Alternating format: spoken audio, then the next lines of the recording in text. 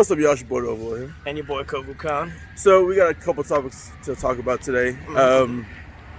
Hopefully it sounded like Jerusalem just a little bit. So we might get this out. But first topic. First off, shout out. My thoughts about prayers go out to people who experienced a fire yesterday. I heard it was ridiculous. As these cops go by, like there was like a huge fire yesterday. And that's all Bay. So I thought my prayers go out to y'all. Hopefully y'all are okay, safe, and somewhere where y'all can get help that y'all need. Anybody that was injured, we pray for a speedy recovery for you. So, on to our next topic. So we were given a topic to talk about the new Resident Evil movie. Have you heard about it?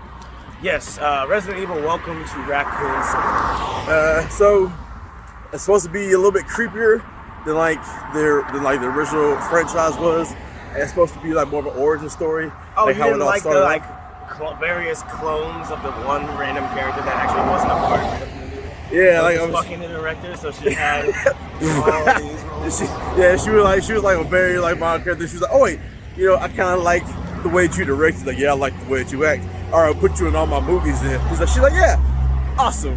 Cause like there was like a scene apparently where like her boob fell out, and it's like it made it to like the cut, and then as they started dating, he went back and removed the scene, and I was like, come on, bro. I was like, all right then, bro.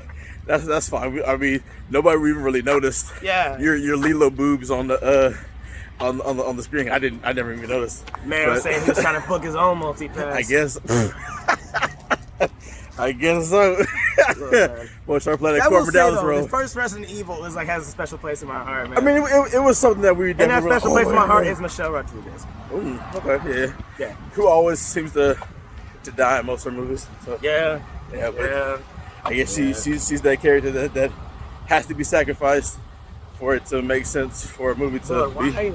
I don't know. Why though? I don't know. Cause like I was hoping she would have survived in Avatar, and they came back later, but they're like, nah, kill her. We gotta take her out of this plane, But I mean, it is what it is. Nope, gotta have one person of color to die and make this movie. Let this movie goes no, we mean business. Yeah. We don't want to go too. Like, we're already going native. We don't want to go too multicultural or whatever. So we're just gonna kill off this one. Like we're tolerant, but we're not accepting. We're not crazy. Man, I woke up and chose violence today, man. I'm the main one that's worried about us getting canceled. I'm over here just woke up and chose violence. But it's supposed to be set between Raccoon City and the Spencer Mansion. There you go. The first game. So it's basically gonna be splitting between the first movie and the second movie. Okay, so yes and no. Yes, okay. I'm glad that they're willing to follow the plots of the originals and stop going way out of left field. Mm-hmm. We're a fan of Resident Evil for like the plot and the storyline. Mm-hmm. We love Resident Evil because of that. So yes, points there. However, my cynical ass doesn't really believe that they can split the time and pacing proper between the two places and have it make cohesive sense. There's a reason they're two different games. Bonus is I can't remember if it's Robbie Amell, because I know we have Josh Amell who plays Arrow, right? Right. And I believe it's his brother who plays Firestorm. He's gonna be Firestorm. Old Firestorm. Yeah, you can. Yeah. The OG Firestorm. Yeah. You gotta. I had to specify. Was it Ronnie? I think it's Ronnie. Ronnie. Yeah. I think his name is Ronnie. Yes. Anyways, I believe he's already touted to play Chris Redfield, which I think is a great casting. Yeah. I think he makes a great person to play Chris Redfield. I remember, I've liked the stuff that he's been in. I haven't seen anything where I've been like, and then like even like that babysitter movie. Where he's like, why is his shirt off? That's what you're worried about? Yeah. Why is this nigga shirt off? Like, if y'all gonna kill me, why is his shirt off? Just kill me. Yeah. Like specifically that. There are children. Say, I don't know what you're doing, but yeah. Specifically that. Yes. Yeah. But yeah, I'm interested to see where they'll go with this. I always enjoyed the games. Like I grew up going to like daycare, so like we would go to like this gaming ring all the time, and I would play like the games. So like have like various Resident Evil games, or whatever. I just remember like playing those, and man, like really enjoying this. Like I wanted to see, like when it first came out that they were making Resident Evil. I was like, okay, it's gonna be similar to the game. Oh, not really? Okay. Oh, like based loosely on it. Oh, just use the name? Okay. It was more like a super trapped house that happened to have zombies in it. Yeah, I feel you. Like the house was the zombie. Yeah. Which I guess you could say that was kind of true to form for the first movie, like for the Spencer Mansion. Yeah. But like I feel like the zombies took kind of like a backseat. So Yeah. I hope they also kind of do like a psychological thriller type thing where they have to think about like the actual puzzles there and how they figure it out. So I hope they kind of work that in a little more because you'd be spending some time being old and Resident Evil. Where the fuck am I supposed to go? Yeah. It's just like a maze that they just kept throwing. Oh, here's laser beams.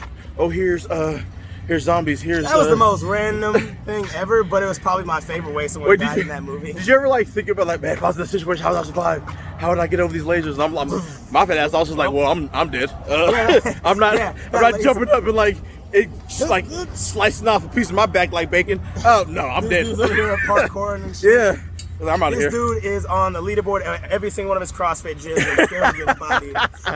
He's like, when the AI just says "fuck you," it makes the entire net of the lasers. He's like, well, like, and they're like the whole was like, we're trying to cut it off right before. No, didn't make it.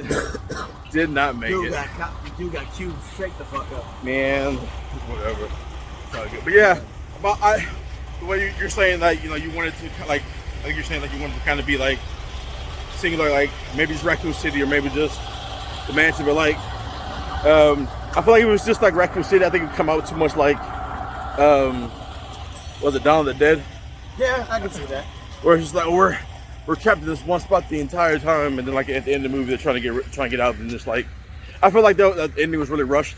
Yeah. So I feel like if it's done like that, it might have the same effect, but that also opens up for sequels. Right. So and the reason that like Raccoon City fell is because the populace is way bigger than the police department could realistically handle going out of control. Right. Which honestly is most police departments if everybody just decided to flip shit. Yeah. Like most the police departments aren't equipped to handle you gonna run this town. They can try, but when people are literally eating each other and coming back up to eat more people, like it's kind of hard. And then on top of that, in Raccoon City, they also had people within the police department who were corrupt and also infected. Yeah, like running around killing people. So or having psychotic breaks and killing people. So we'll see how that works out. Like I'm excited. I'm excited to see them try. Yeah, I'll see it. The trailer should be dropping soonish. It's supposed to come out this year, so yeah, we'll see what happens. I'm sure I'll go online and find out what the trailer release date is. Yeah. Later on. We'll see what's up. Next topic, I saw Movie Addiction posted like from comicbook.com that Thor Ragnarok is the most rewatchable MCU film. How do you feel about that? Now, posted as most rewatchable. Most rewatchable. Now, I've watched Thor Ragnarok probably about like 6 or 7 times. Yeah, about 3 or 4 for me. Yeah. It holds merit. The one I liked, but it is not the one I like to go back and rewatch the most. Especially now, with Falcon and the Winter Soldier coming out. I've gone back to my routine of rewatching Captain America: Winter Soldier, and it's still by far like one of my favorite MCU. Yeah, it was obviously you've got like Endgame and everything in there, but like as a standalone and as a points the plot and everything it sets up towards the future, like Winter Soldier is still always going to be like number 3 or 4 for me, like in my top 5. So as far as like I said, I've seen it about 4 times, but I haven't I can't say that I've gone back and watched every movie like 4 or 5 times, whatever. So as far as that, I think I've seen Ragnarok 4 times. Seen Ragnarok 4 times, and I think I've seen Black Panther maybe like 4 or 5 times rewatched. So, and then this is one movie like I'll put on just to enjoy. Just like, I'm gonna get out for a second, and then I probably watched Black Panther. Infinity War maybe 3 times. But that's really like I don't really go back and watch too many. Like now that like Disney Plus has them all, like I could, I just don't. I mean, there's also on the flip side movies I have never rewatched. Like I saw Thor: The Dark World, and I was like, nah, I'm good. To be honest, like I've seen it. I cannot remember it for the life of me. That's a lot of people. Like it's I know I watched it. Like I know I watched it. Taika Waititi needs to just like record and film the rest of Thor's movie, which is exactly pretty much what Chris Hemsworth said. Yeah. He said he'd be Thor as long as people will want him to. Yeah. And B, as long as Taika Waititi is directing his solo movies. Gotcha. But so, like, I was gonna say, if someone was like, "Hey, name the main plot of Thor: Dark World," go ahead, just kill go me. and pull the trigger, bro. Go ahead, kill me, like, man. Just go ahead and pull the trigger. Go ahead, kill me, man, because I can tell you. Just sit there like, go ahead. If you just want to shoot Yeah, me, just shoot if you want to kill me, just kill shoot me. me. Don't play me. Yeah, don't make me play Jeopardy while you're. Just kill me. Like, what is I don't know for 25, Alex. But it's been fun, God, for 600. I'll take it's been fun, God, for 600. Hey, I had my run. You feel me? Like, but no, I was just, I couldn't do it. My bad. I still haven't watched Falcon or Winter Soldier. I could probably watch them all when I'm off. But I've been seeing a lot of news for it, bro. Really good. Everybody's like telling me like the social commentary and they're ridiculous. I'm just like, yeah, you gonna have a field day. Yeah. You gonna have a field day with it. Me personally, gonna have a field day with it. Yeah. Oh, bro. I feel that. First episode, I was like, And second episode, Because I was sitting there just the way they were, and they do it so subtly though. Yeah. Like, so subtly, and you just sit there, and before you know, you realize you're in that moment, and then, it's fun, because I want to watch this show with friends of mine that aren't people of color, I want to see how they feel about certain things that they see about, because I want to have that dialogue, because people are afraid to. I was just about to ask, like, you said it was subtle, was it subtle for us? No, we can see it coming on my way. Okay, so, and the things that they're setting up, and then you sit there with your friend, you're looking at him like, yeah. Say something. So, how you feel about that particular scene? So, so I had like the similar conversation with a friend once. So it was talking about how they kind of like mistreated the character of Apu on The Simpsons. Mm-hmm. There's a whole like a documentary. It's like this guy like made a documentary like why I hate Apu from The Simpsons. Like he's a Indian American, and so he was talking about it. I'm still listening. I'm like, yeah, he's right about this. My friend was like, I don't understand. They make fun of everybody on there. I was like, well, they kind of have a bunch of an array of white people. Apu is like the caricature, he's basically so they have like an array of white people that they make fun of, from like the super rich to the super poor. Yes. Then they have like, a sprinkling of black people on there that they kind of like have, like a doctor to like a. But the one how ironic is the one person they show the most respect to as a person of color in the show is also just criminally incompetent at his job. Yeah. The doctor, the black doctor that's always laughing. Yeah. He's the one, he's probably the one they give the most respect to. Yeah. But even then, he is still criminally incompetent at his job. But, not to the not to the Dr. Nick level, but he's just like, But who's really all that competent in The Simpsons, bro? Like almost nobody. Yeah. So like that part is like fine, but like Lisa. Yeah, that's about it. Lisa's like the most woke person in The Simpsons, or at all. She's just like, I'm awake for everything. Like I see it. I guess because she's the middle child, so everything's like unfair to the middle child. Shout out to the middle child. But she, I was gonna say, but with like Apu, at one point he was like, it was just him. Until he got his wife, it was just him, and it was just that one guy. So like everybody was like, oh, this must be how everybody, because like there's not like a spectrum of it. It's just that one guy. So people were like, oh, that's how it must be then. This is how they must talk. This is how they must act. Hello. Thank you, come again. Like, so people were like, I've never heard anybody say that ever. Like, until like The Simpsons came, like I've never heard anybody say that ever. And so it was just, it was weird. It was weird to see like for me to be like, okay, I understand what you're saying now and I see you. But for someone else is like, nah, I can't really see that. I don't really understand. It doesn't really like affect me that way. Yeah, the whole thank you come again thing is just like, it's very much like something that only exists with the approved thing. Because like, I have friends that are Indian, I have friends that are Mediterranean, that are like Jordanian and things like that. Mm-hmm. A lot of people of those cultures say, my friend. Yeah. They don't say like, so you're just like, thank you, my friend. Like, that would make more sense. Yeah. But, I've heard that. It's best press, my friend. Yeah. Don't worry. Yeah. But you won't find anything better. But yeah. But it's just the fact that, like we see it so often where it's like, where people are like, well, I don't see it. I don't understand it. It's not real to me. but it's just because they don't experience it. You know, it's not something that they go through every day. So it's not like. Also, like I think it's totally valid for a person of color to not like their only representation. Yeah, for sure. Yeah. I think they have every single right to just to say like, that's really how we gonna be represented here. Yeah, this is the best you could do. Like you couldn't have like, you know, because like it wasn't until like later episodes where like they're trying to like get more, you know, Indian American actors on there to be like, you know, they were like, yeah, I'm not doing that. Yeah, I'm not falling into that stereotype. So like, especially since there are so many great Indian actors in Hollywood and everything. Yeah. And they were just like, yeah, I'm not doing that. So like they have like more like modernized representation, or they had more, you know, like realistic representation of them.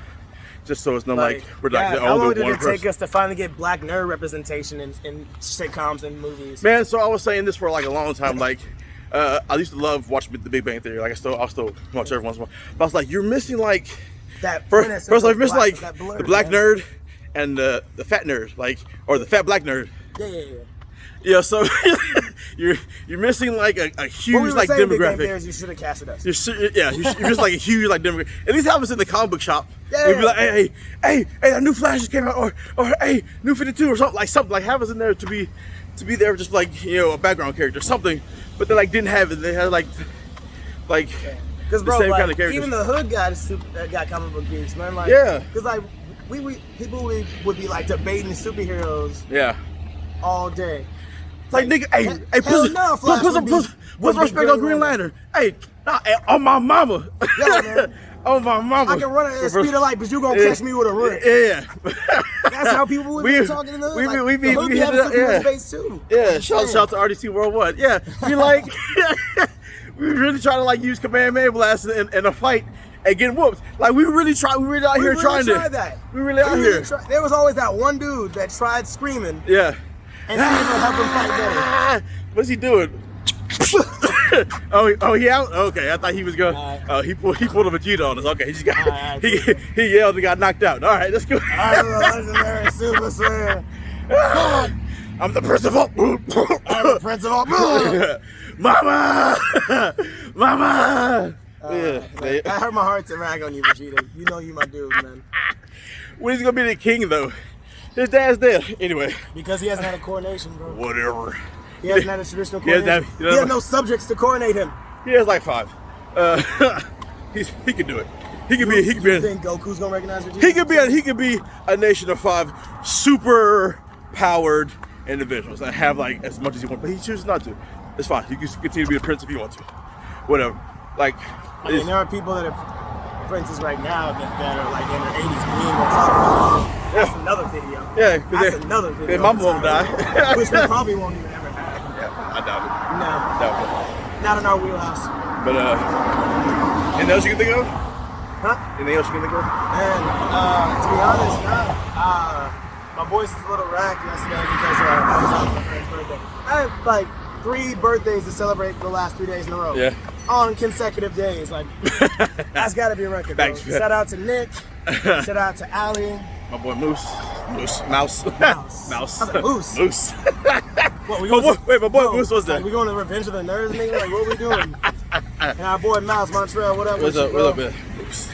But yeah, my voice is ready, and I gotta get these games before I gotta go to work. So I feel that. I'm with you. All right. So that's all we got today. It's been boy Overlord. And your boy Kofu Khan. Hey, we out. Later. Peace.